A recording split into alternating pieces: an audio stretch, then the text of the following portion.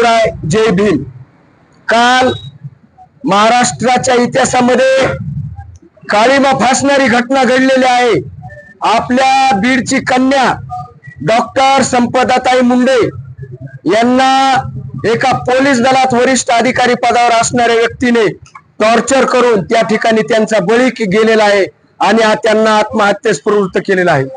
वास्तविक पाहता पोलीस प्रशासन हे सर्वसामान्यांचं रक्षण करण्यासाठी आहे।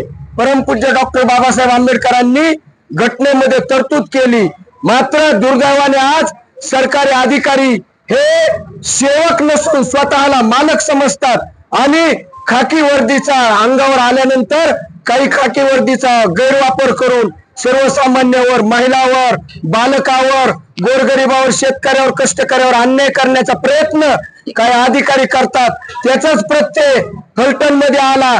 सातारा जिल्ह्यामध्ये ही बीडची जी कन्या आहे डॉक्टर संपदाताई मुंडे, हे बलिदान आम्ही व्यर्थ जाऊ देणार नाही आणि जोपर्यंत या ताईच्या कुटुंबाला न्याय मिळत नाही तोपर्यंत बीड जिल्ह्यातील 18 पगड जाती जमातीचे लोक त्या ठिकाणी सर्व रस्त्यावर उतरून या ठिकाणी लढा देतील।